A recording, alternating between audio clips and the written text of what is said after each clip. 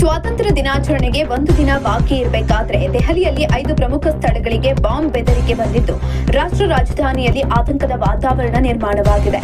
ಜಾಮಾ Nagar house, ಝಂಡೆ ವಾಲನ್ ಕಟ್ಟಡ, MB Saket ಕಚೇರಿ, DM ಕಚೇರಿ, ಐಜಿಐ ವಿಮಾನ ನಿಲ್ದಾಣದ ಟರ್ಮಿನಲ್ 3 ಮತ್ತು ದೆಹಲಿ ಕಂಟೋನ್ಮೆಂಟ್ನ ಎಸ್ಡಿಎಂ ಕಚೇರಿ ಸೇರಿದಂತೆ 5 ಸ್ಥಳಗಳಿಗೆ ಬಾಂಬ್ ಬೆದರಿಕೆ ಕರೆಗಳು ಬಂದಿದ್ದಾವೆ. 30 MB blast at the Delhi high court ಎಂಬ ಸಂದೇಶದೊಂದಿಗೆ ಬಂದ ಇಮೇಲ್ನಲ್ಲಿ ಮಧ್ಯಾಹ್ನ 2:11ಕ್ಕೆ ಸ್ಫೋಟ ಸಂಭವಿಸಲಿದೆ ಅಂತ ಉಲ್ಲೇಖ ಮಾಡಲಾಗಿದೆ. ಬೆದರಿಕೆ ಹಿನ್ನೆಲೆಯಲ್ಲಿ ಭದ್ರತಾ ಸಿಬ್ಬಂದಿ ತಕ್ಷಣ ಎಚ್ಚೆತ್ತುಕೊಂಡಿದ್ದಾರೆ. ಎಲ್ಲ ಸ್ಥಳಗಳಿಗೆ ಬಾಂಬ್ ನಿಷ್ಕ್ರಿಯ ದಳ ಹಾಗೂ ಅಗ್ನಿಶಾಮಕ ದಳದ ಸಿಬ್ಬಂದಿಯನ್ನ ಕಳಿಸಿ ತೀವ್ರ ತಪಾಸಣೆಯನ್ನ ಮಾಡಿದ್ದಾರೆ. ಆದರೆ ಇಲ್ಲಿಯವರೆಗೆ ಯಾವುದೇ ಅನುಮಾನಾಸ್ಪದ ವಸ್ತುಗಳು ಕಂಡು ಬಂದಿಲ್ಲ ಅಂತ ದೆಹಲಿ ಅಗ್ನಿಶಾಮಕ ಸಿಬ್ಬಂದಿ ತಿಳಿಸಿದ್ದಾರೆ.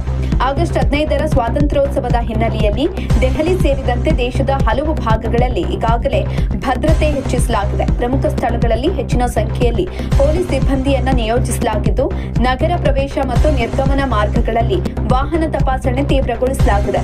ಜನಸಂದಣಿ ಹೆಚ್ಚಾಗುವ ಸಾಧ್ಯತೆ ಇರುವ ಸಾರ್ವಜನಿಕ ಸ್ಥಳಗಳ ಮೇಲೂ ಭದ್ರತಾ ಪಡೆಗಳು ನಿಗಾ ಇರಿಸಿವೆ. ದೆಹಲಿಯ ಕೆಂಪುಕೋಟೆಯಲ್ಲಿ ಆಗಸ್ಟ್ 15ರಂದು ಪ್ರಧಾನಿ ನರೇಂದ್ರ ಮೋದಿ ಅವರು ದೇಶವನ್ನುದ್ದೇಶಿಸಿ ಭಾಷಣ ಮಾಡಲಿರುವ ಹಿನ್ನೆಲೆಯಲ್ಲಿ ರಾಜಧಾನಿಯಲ್ಲಿ ವಿಶೇಷ ಭದ್ರತಾ ವ್ಯವಸ್ಥೆಯನ್ನ ಮಾಡಲಾಗಿದೆ. ಇದಕ್ಕೂ ಮುನ್ನ ಆಗಸ್ಟ್ 3ರಂದು ದೆಹಲಿ ಮೇಯರ್ ಕಚೇರಿಗೂ ಬಾಂಬ್ ಬೆದರಿಕೆ ಇಮೇಲ್ ಬಂದಿತ್ತು. ಇದು ಮೇಯರ್ ಕಚೇರಿಗೆ ಬಂದ 8ನೇ ಬೆದರಿಕೆ ಅಂತ ದೆಹಲಿ ಮಹಾನಗರ ಪಾಲಿಕೆ ತಿಳಿಸಿತ್ತು. ಅದೇ ದಿನ ದೆಹಲಿಯ ಹಲವು ಶಾಲೆಗಳಿಗೂ ಬಾಂಬ್ ಬೆದರಿಕೆಗಳು ಬಂದಿದ್ವು. ಮಾಹಿತಿ ದೊರೆತ ಬಳಿಕ ದೆಹಲಿ ಪೊಲೀಸರು ಭದ್ರತಾ ತಪಾಸಣೆ ನಡೆಸಿದ್ದು ಯಾವುದೇ ಅನುಮಾನಾಸ್ಪದ ವಸ್ತು ಪತ್ತೆಯಾಗಿರಲಿಲ್ಲ. ಅಧಿಕಾರಿಗಳ ಪ್ರಕಾರ ಎಲ್ಲ ಅಗತ್ಯ ಸುರಕ್ಷತಾ ಕ್ರಮಗಳನ್ನ ಕೈಗೊಳ್ಳಲಾಗಿದೆ.